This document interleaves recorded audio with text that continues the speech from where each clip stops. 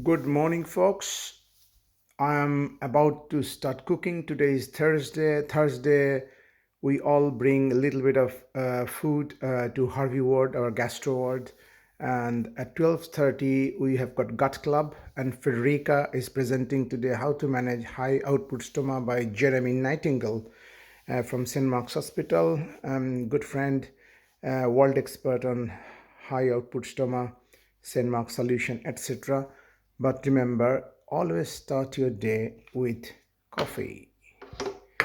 So today I've already had 1 cup of my coffee, and this is my second cup, and I'm having Americano.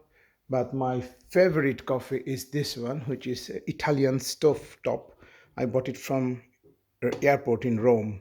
So I had one of this with us and another. So I'm about to start cooking for the world. And as I said, life is like an empty cooking, um, uh, you know, um, pan. And what are you going to cook with your life? You decide. You need a plan.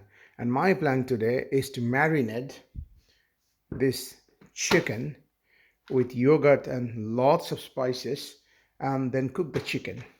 And for the family, I'm thinking of cooking some cauliflower curry. This is all the stuff I bought yesterday from Sainsbury before going to the birthday party of Neeraj's little daughter, Nivedita, who just turned 3. So chicken thighs, onions, which I'm going to chop here, and yogurt I'm going to marinate, mango. These are my dry fruits, goes there. So whenever I leave home, I will take 2 containers with me. One is my savory, because I will break my fast. I'm doing Ramadan fasting. I'll break my fast with some savories. These are not healthy but extremely tasty. That's why it's only this much, but this is healthy, roasted grams. And I will have some cashew nuts. So this is my sweet and this is my savory. The sweet will be yogurt, lots of different nuts, lots of different berries, and of course mangoes. And remember, our diet is not very good, so every day I recommend you take some supplements. And particular supplement that is very, very important is omega-3s. It's unfortunate that we have to supplement us, because the hunter-gatherer tribes, they never supplemented. They just got the real stuff. But the modern, diet and hectic lifestyle, unless you supplement, you will always be undernourished. And when I say supplement, I mean micronutrients, not the macros. Macros, everybody's taking so much that we are in abundance. But micros, we are all missing out, like magnesium, omega-3s, antioxidants and stuff. So vitamin C, B complex, omega-3s, etc. will go in there. My lovely wife normally fills it in for me, and it goes there. We bought this from Amazon. And always when you exit your house, take your water with you and the coffee mug with you. Don't just use random cups from your workplace. And also, there is evidence that if you want to preserve your muscle mass and prevent sarcopenia, it's better to take some sort of a protein in the morning, but not immediately after waking up. And I'm using whey protein, just testing it, but my plan is to make my own whey protein. Whey is basically curdled milk, one of the best sources of protein, and probably the most widely used protein supplement, both amongst bodybuilders and non-bodybuilders.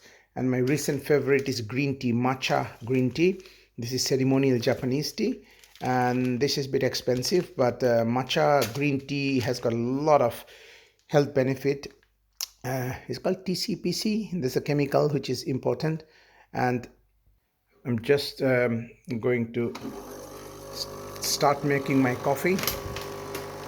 So this is the second best, other than a proper espresso big machine. This is only 40 pound. I use this sometime, but most of the time I will have 2 cups from that other stovetop, which is more natural and organic.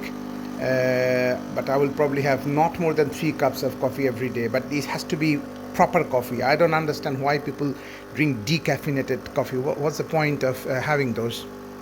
And as I do this, I normally put my two hands here. I cannot show you because I'm filming, and then I put my feet over there, and don't ask me why I have got one socks only, because my dog was pulling at it, and Coffee, my dog's name is Coffee, and I had to give it to him. Anyway, so you just do some, I call this wall push-up. Wall push-up is a very easy to titrate your load, because suppose you have very weak upper chest, upper body strength, then you can just bring your feet closer and do a easy push-up, and if as you bring strength, you go back and do a difficult push-up, but it is still way easier than do a proper floor push-up like this. When you are sufficient, you should be doing floor push-up, but this is my kind of a daily ritual, that when I make coffee, I do 15 push-ups, and then I do 15 squat, holding it, a wall squat. So you hold it, and then you sit down and you get up.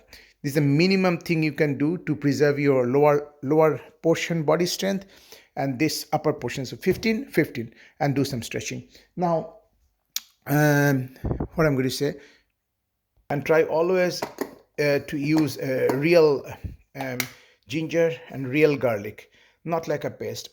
Although sometimes we are rushing, then we will have to use paste. And these are my spices today: tandoori powder, curry powder, kasuri methi, black pepper, cinnamon powder, paprika, and cloves, and obviously turmeric powder. Hydration is so important. Yesterday I saw a patient in the ward, absolutely bone dry, and Helena came from CCOT, who is very interested, like myself, in hydration of the patient. Almost 90% patient that we see in the hospital, whatever be the admission reason, they are all underhydrated. And my drive to promote hydration is just a water bottle, because the way we supply water to the patients, I don't like it. I was a patient for 10 days with severe COVID. I don't want to pour water from a jug into a small cup, and then, with a trembling hand, you're weak and stuff, you pour more of the water on your gown, hospital gown, rather than in your mouth. So the hospitalized patient should be given a bottle which is like a baby feeding bottle, that you just put in your mouth and suck it out like a baby, because when you are weak, you are a baby, right? And we will put our hospital's logo here: Alex Hydrates. See, it's a marketing campaign. Alex Hydrates.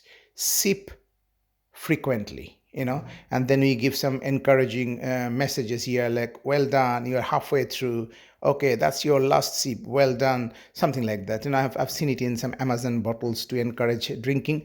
But again, for normal population, do not overdrink, because you're ruining your nephrons, because every nephron has got a limited gallon, say 500 gallons, and that nephron dies. If you give too much of water unnecessarily, then premature nephron deaths. And there is a large scale study in marathon runners who overhydrate, because that was campaign was boosted by Lucozade or another kind of fluid company. Just drink. You don't have to drink. You drink governed by thirst, and you drink governed by the urine color. The urine color should be just pale yellow. You don't want your urine to be crystal clear white. Neither you want your urine to be dark, concentrated urine. However, remember, when you are taking some B complex, your urine will be bit of a yellow color, but that's because of the B complex. So that's the message: hydrate your patients. And today in the Gut Club, Federica is going to present high output stoma. So I'm eagerly waiting, because she will have to condense many pages. I think it's 15 pages or 12 pages worth of material into a 15-minute presentation. So that's my plan today. And in the morning, I'll be scoping. And in the afternoon, I'm doing my liver clinic. So it's a busy day. In the evening, I've got my private clinic. Still, if I can find time to cook, you should also cook. And remember, this is not a cooking channel. This is a channel to inspire people how to be better mental health, physical health, without any medicine. That's the key message from this YouTube. I want to take you home and share if you like it, if you think that will inspire somebody else to cook and be more healthy. And remember, the gateway to health is food, sleep, movement, and obviously looking after your brain health, which is in two parts: IQ and EQ. cognitive health, and emotional health. So if you do all of that, oh, I forgot something else, it's called relationship health. How is your relationship with your special one? And your social health, is your relation with the rest of the world?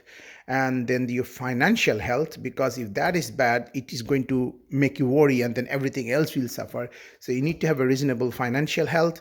And lastly, very very important, your productivity health, because if you're not productive, then your finances will suffer, and then the worry will cause problem with your spouse and everybody else. You are becoming bitter and agitated and worried, and then your health, physical, mental, sleep, everything else will suffer. So that's why I named my WhatsApp group HHP, healthy, happy, and productive. So productivity, goal setting will liberate you from all of this. So it starts here. So you need a goal, you need a dream, you need to know your weakness, but you need a dream. Without hope, without dream, nothing of these other pillars of health will happen. Remember, I call these 7 pillars of health, but start with sleep, food, exercise, and watching your thoughts. Be mindful and watch your emotions.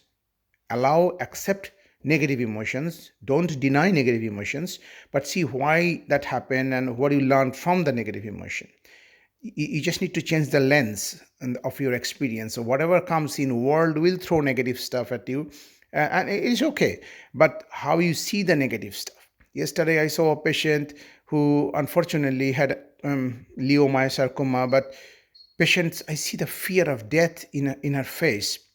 And we are all going to die one day, but the way she's living, I don't know how long she's going to live. We are doing everything that we can to help her, chemotherapy, oncology, but the way her face is showing the absolute no hope, fear, scare, I felt so sad about the whole thing. So I asked Jane Moscow to come and sit down with her. Jane is wonderful, trained psychotherapist, who is also heading the volunteering service. So Jane came and sat down, and I think just to speak to your patient. It's not a 5 minute, 7 minute quick, oh, what's your problem? How are you feeling? Medicine, plan, diagnosis, etc. You need to see the patient in the full glamour. What they love, what is their fear, who is their next of kin, what their worries about, what their hopes about. And unless you address that, NHS will always be a disease care platform. It is not a health care platform. And that's the biggest thing. When I become a doctor, when I wanted to become a doctor, when I was a kid born with one lungs, my main objective was I will find out everything and anything about human health, and then use my knowledge to see, do this simple stuff, do this simple stuff. Because I see a lack of commitment and lack of dedication in the younger healthcare professionals, nurses, HCAs, doctors. But it's not that they don't want to. Sorry, I crossed my 13 minutes recording time. I have to stop now. So it is not that they are not intelligent. It is not that they are not dedicated. It's just that there is no inspiration around them. You know what I mean? Everybody's doing their job. Nobody is actually passionate. This is early morning, 5:47, and you see the energy in my voice and the stuff that I'm doing. Do you want to have it? And come to Harvey, have lunch with us today. All the best.